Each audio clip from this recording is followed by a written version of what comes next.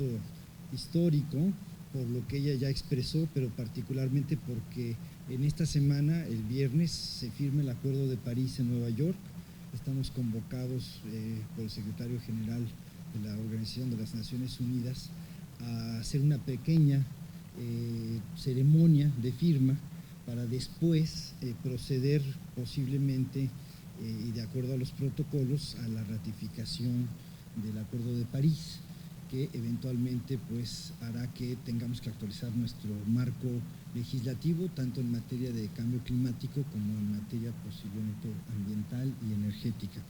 Yo creo que este evento va creando una vez más momentum. A lo largo de este año la senadora nos ha convocado en varias ocasiones aquí al Senado, a este mismo foro, a este auditorio de Octavio Paz, para discutir el tema. Hemos estado efectivamente concentrándonos en mitigación, pero adaptación yo creo que es lo más importante, ¿no? Voy a pasar a la primera lámina de mi presentación. Voy a hacer una presentación breve, pero si pudiéramos poner la primera lámina de mi presentación. Esa. ¿Sí? La Ley General de Cambio Climático en México le da prioridad a la adaptación.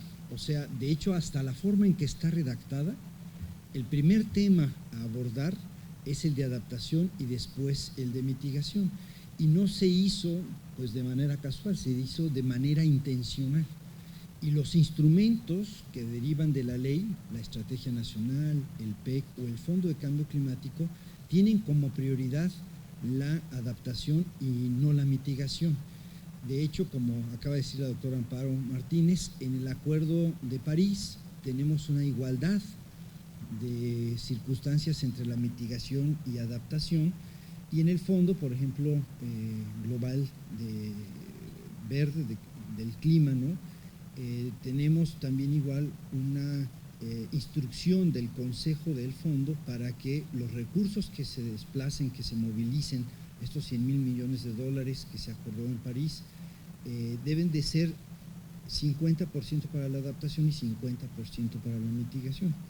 Ahorita vamos a ver cuál es la realidad en México y qué es lo que tenemos que hacer a futuro. Pero bueno, también quiero decir que después de que sale esta ley, Avelina empezó con la idea, hace 3 años, un poquito más y medio, de crear un foro. Quería un foro social muy amplio para discutir el tema de la adaptación en nuestro país, dada nuestra vulnerabilidad y también dadas las características del mandato que nos dio el Congreso en la ley, que era darle prioridad a la adaptación.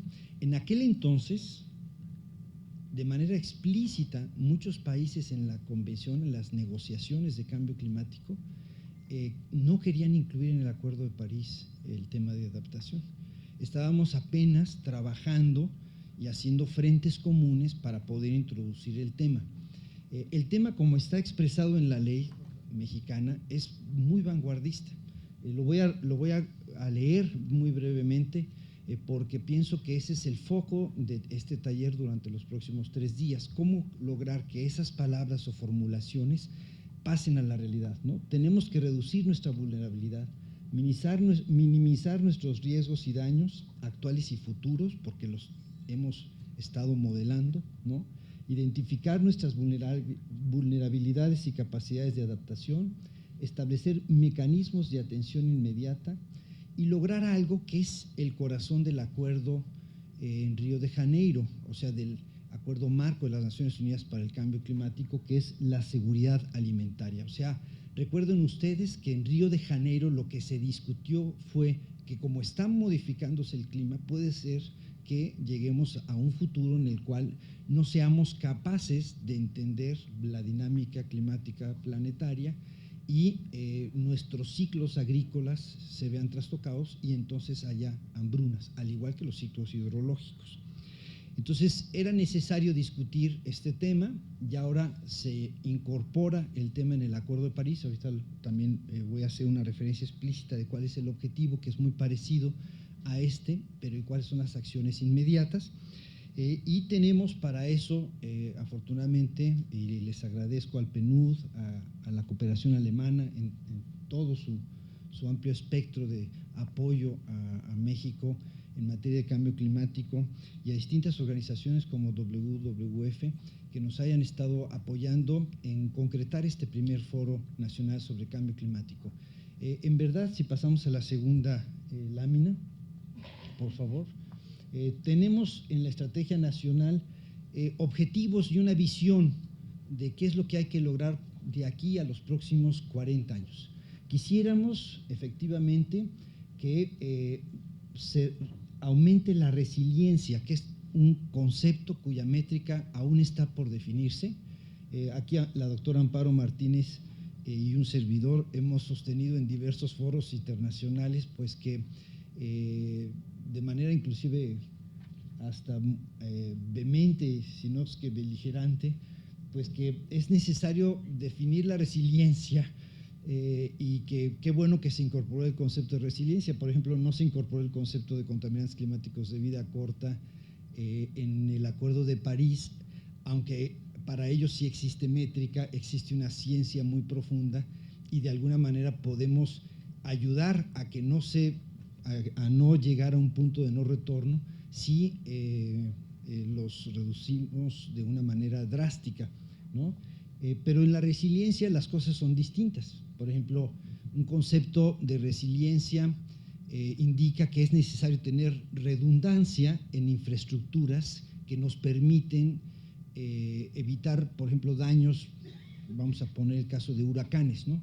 ¿Qué significa esto? Pues que a lo mejor tendríamos que tener, como ya lo vimos en el huracán o la inundación que afectó a Villahermosa, carreteras dobles para poder sacar a las personas o doble infraestructura para abastecer de electricidad a las industrias o a los negocios, para activar rápidamente a las comunidades una vez que se vean afectadas por el cambio climático. Queremos reducir nuestra vulnerabilidad en la infraestructura básica, estratégica, ¿no? Y queremos conservar y usar de forma sustentable nuestros ecosistemas para mantener los servicios ambientales que nos brindan. O sea, básicamente queremos proteger a la población, a la infraestructura productiva y posteriormente a los ecosistemas. En el Acuerdo Marco de París, el énfasis es al revés. Si ponemos la siguiente, por favor. Pero primero quisiera decir que el Programa Especial de Cambio Climático, la que sigue, por favor,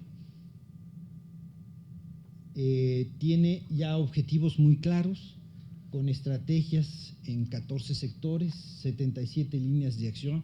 O sea, el país sí está trabajando en la adaptación, y yo creo que en los próximos 3 días ustedes van a ir recorriendo el conjunto de acciones, medidas, algunos son estudios, algunos son proyectos que tenemos en materia de adaptación, y los vamos a ir precisando para visualizar qué es lo que nos falta por hacer o qué es lo que hemos hecho bien y podemos replicar de manera exitosa. La que sigue, sí, por favor.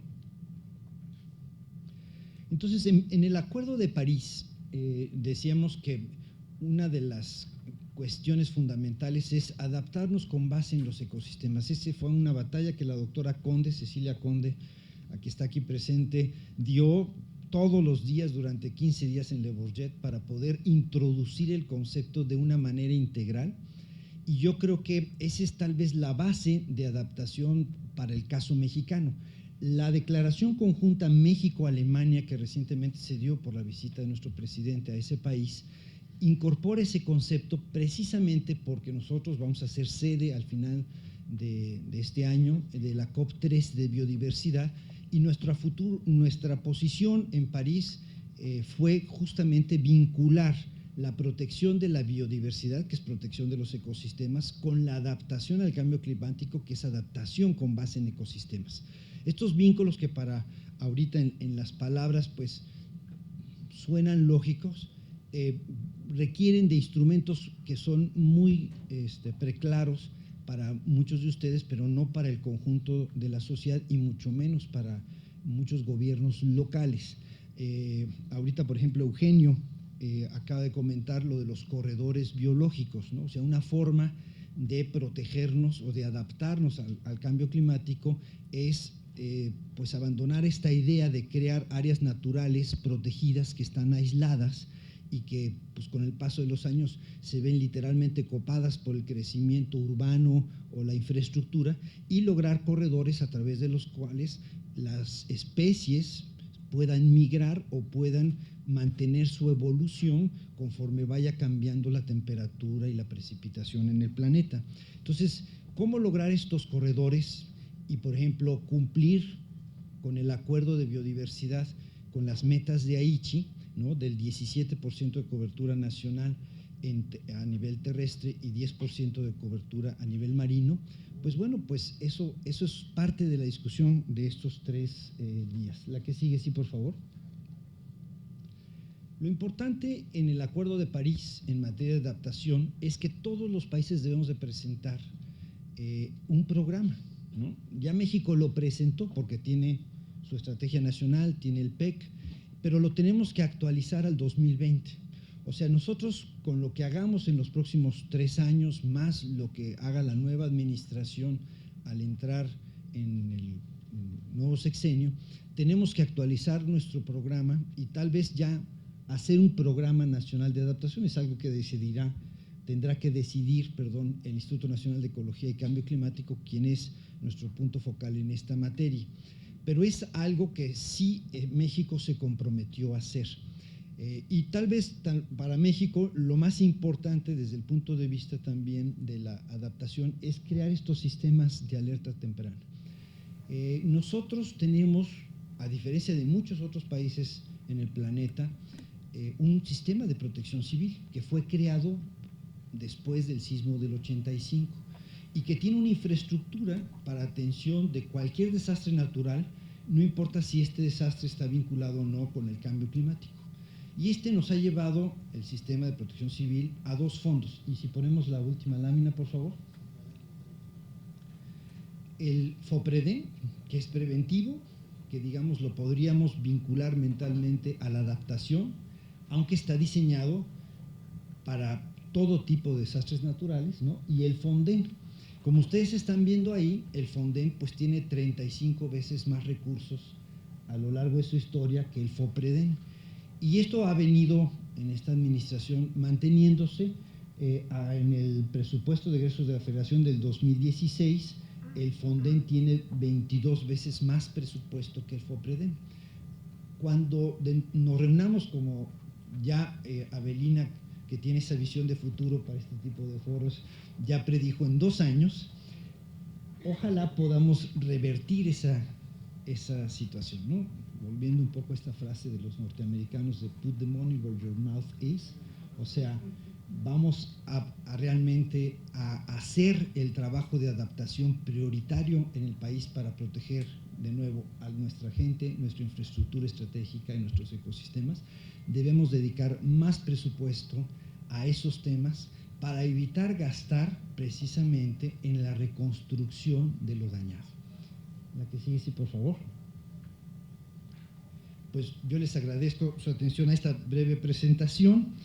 Yo no tuve la oportunidad de que me invitaran después al panel, yo nada más me dijeron tú da la presentación e inaugura, así que voy a proceder a la inauguración, pero ahí en el centro del foro.